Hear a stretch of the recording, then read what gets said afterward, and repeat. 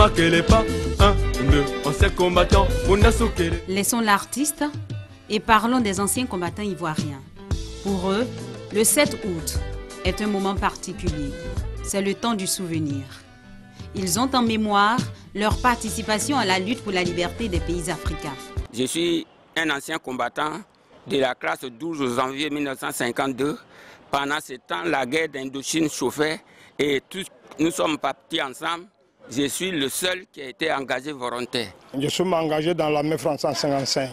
Après mon recrutement, on m'a envoyé à Dakar. C'est donc avec fierté que ces anciens qui ont combattu à la guerre du Vietnam, de l'Algérie, de l'Indochine et de bien d'autres se souviennent de leurs parents.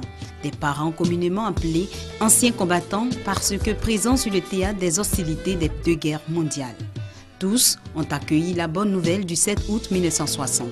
Papa est né en 1884, incorporé dans l'armée en avril 1910. 4 ans après, la Première Guerre mondiale a éclaté. Il était au front. Moi, j'ai fait la guerre d'Algérie. Et si nous sommes allés nous battre là-bas, et ça a été reconnu. Et ça a facilité certaines choses pour l'obtention de l'indépendance. Nous ne pouvons qu'en être fiers. Quand l'indépendance a été prise, moi j'étais en Algérie. Le jour qu'on a appris, j'étais très content. Le nombre de ces anciens combattants est estimé aujourd'hui à 1500. Ces soldats apprécient mal leur présence silencieuse et parfois inaperçue ces derniers temps lors des célébrations de la fête nationale. Les anciens combattants ont été oubliés ici. Quand il y a quelque chose, c'est rare qu'on nous fasse appel. Nous, on aurait voulu défiler. De toutes les fêtes, c'était ça, les anciens combattants défilaient. Ah oui, on participait au défilé. Et on était annoncés. On avait des cannes, il y en a qui marchaient avec des cannes, il y en a qui...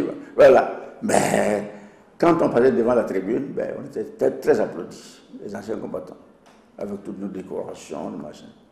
Ah, c'était émouvant, dommage. À 70 ans passés, le capitaine Yasungo Kone, ce fils d'ancien combattant, est à la tête de l'association fraternelle des anciens combattants de Côte d'Ivoire, AFACI.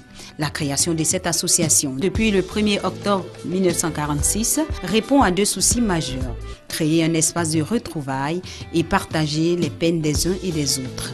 À leur côté, leurs enfants ont eux aussi mis sur pied une association, l'Organisation des fils des anciens combattants de Côte d'Ivoire, pour les soutenir.